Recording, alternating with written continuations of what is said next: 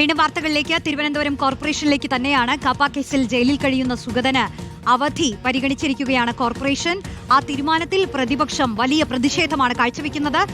കൂടുതൽ വിശദാംശങ്ങളുമായി റഹീസ് റഷീദാണ് ചേരുന്നത്. റഹീസ്, പ്രതിപക്ഷം സെക്രട്ടറിക്ക് പരാതി നൽകിയിരിക്കുന്നു.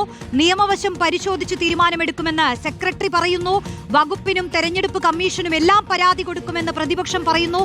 മേയറാണെങ്കിൽ പറയുന്നു ചട്ടവിരുദ്ധമായി ഒന്നും ചെയ്തിട്ടില്ല, ആഭ്യന്തര വകുപ്പിന്റെ സർക്കുലർ പിൻബലമായെന്ന്.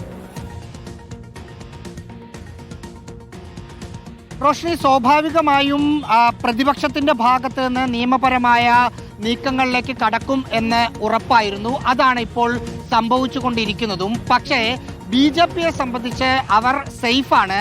നിയമപരമായി കാര്യങ്ങൾ പോവുകയാണെങ്കിൽ പോലും പ്രതിപക്ഷം ഇപ്പോൾ ചലഞ്ച് ചെയ്യുന്ന ഒരേ ഒരു കാര്യം, കാപ്പ കേസിൽ ജയിലിൽ കഴിയുന്ന ഒരു പ്രതിക്ക് 6 മാസത്തെ അല്ലെങ്കിൽ 3 മാസത്തിലധികമുള്ള കൗൺസിലിൽ പങ്കെടുക്കാതിരിക്കാൻ അനുമതി നൽകാൻ കഴിയുമോ? ഇനി ആരോഗ്യ പ്രശ്നങ്ങൾ കൊണ്ട് അല്ലെങ്കിൽ എന്തെങ്കിലും അത്യാവശ്യ കാര്യത്തിന് വിദേശത്ത് പോയത് കൊണ്ട് അത്തരം കാര്യങ്ങൾ കൊണ്ട് അവധി കൊടുക്കുന്നത് പോലെയാണോ കാപ്പ പോലുള്ള കേസിൽ ജയിലിൽ കിടക്കുന്ന ഒരാൾക്ക് അവധി കൊടുക്കാനുള്ള തീരുമാനം കൗൺസിൽ എടുത്തത് എന്ന ചോദ്യമാണ് പ്രതിപക്ഷത്തിന്റെ ഭാഗത്ത് നിന്ന് ഉണ്ടാകുന്നത്. പക്ഷേ ഇതിനു മുമ്പ് സമാനമായ ഒരു രീതിയിൽ കഴിഞ്ഞ സർക്കാരിന്റെ കാലത്ത് തലശ്ശേരി നഗരസഭാ കൗൺസിലറായ നിഷാദിന്റെ കാര്യത്തിൽ ഇങ്ങനൊരു സംഭവം നടന്നിരുന്നു. അന്ന് കൗൺസിൽ യോഗം, ഇന്ന് സംഭവിച്ചതിന് നേർ വിപരീതമായി കൗൺസിൽ യോഗം അവധി കൊടുക്കേണ്ടതില്ല എന്ന തീരുമാനമാണ് എടുത്തത്. നിഷാദ് ജയിലിലായതുകൊണ്ടാണ് കൗൺസിൽ യോഗത്തിൽ പങ്കെടുക്കാൻ പറ്റാതിരുന്നത്.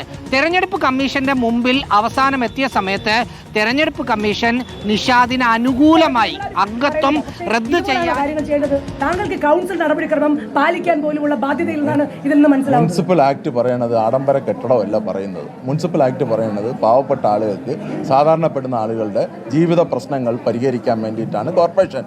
അതാണ് മുനിസിപ്പൽ ആക്ട് പറയുന്നത്. മുനിസിപ്പൽ ആക്ടിന് വിധേയമായി വേണം പ്രവർത്തിക്കാൻ. അതിന് വിരുദ്ധമായിട്ട് പ്രവർത്തിക്കാൻ വേണ്ടിയിട്ടല്ല. ഇവിടെ പണമില്ലാതെ, ഇവിടെ ഈ പ്രശ്നങ്ങൾ പരിഹരിക്കാതെ എത്ര ദിവസമായിട്ട് ഈ ആളുകൾ കുടിവെള്ളം കിട്ടാതെ ഇവിടെ നീറുന്ന പ്രശ്നമായിട്ട് റോഡിൽ നിൽക്കുകയാണ്.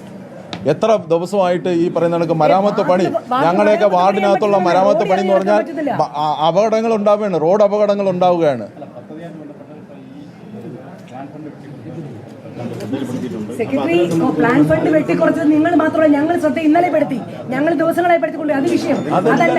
താങ്കൾ ഈ കൗൺസിൽ നടപടിക്രമത്തിൽ സാധാരണ ഒരു അനുശോചനം കഴിഞ്ഞാൽ അവധി വെച്ചുകൊണ്ട് ചർച്ച ചെയ്യേണ്ട വിഷയത്തിന് പകരം താങ്കൾ എന്തിനുകൊണ്ട് ഈ പ്രസരത്തിന് കൂട്ടുനിന്നു? ഒന്ന്. രണ്ടാമത്തെ വിഷയത്തിൽ ജനാധിപത്യം സംരക്ഷിക്കാൻ താങ്കൾക്ക് ഉത്തരവാദിത്വമുണ്ട്. കൗൺസിലിൽ 100 കൗൺസിലർമാർക്കും അഭിപ്രായം രേഖപ്പെടുത്താനുള്ള സാഹചര്യമുള്ളപ്പോൾ മൈക്ക് ഓഫ് ചെയ്തപ്പോൾ അതിൽ ഇടപെട്ടുകൊണ്ട് മറ്റ് പ്രതിപക്ഷങ്ങളുടെ അഭിപ്രായം കൂടി ഇവിടെ ആരായണമെന്ന് താങ്കൾ പറയേണ്ടതല്ലേ? താങ്കൾ അതിന്റെ രേഖാമൂലം അവിടെ രേഖപ്പെടുത്തി വെക്കേണ്ടതല്ലേ? ആ കൗൺസിൽ മിനിറ്റ്സിൽ രേഖകളുണ്ടോ? ഞങ്ങൾ സംസാരിച്ചതിന്റെ രേഖകളുണ്ടോ? ഞങ്ങൾക്ക് സംസാരിക്കാൻ അവസരം നൽകിയോ? ഇതാരാ ചെയ്യേണ്ടത്? താങ്കൾ കോടതി പോകുമ്പോൾ ഇതിന് മറുപടി പറയണ്ടേ? കൗൺസിലർമാർ സെക്രട്ടറിയോട് ചോദ്യങ്ങൾ ഉന്നയിക്കുകയാണ്. ഈ കോർപ്പറേഷൻ ഭരണത്തിൽ താറുമാറായി കിടക്കുന്ന വിഷയങ്ങളടക്കം ചൂണ്ടിക്കാട്ടിക്കൊണ്ടാണ് ഇപ്പോൾ അവർ സംസാരിച്ചു കൊണ്ടിരിക്കുന്നത്. തർക്കം നടക്കുകയാണ് അവിടെ.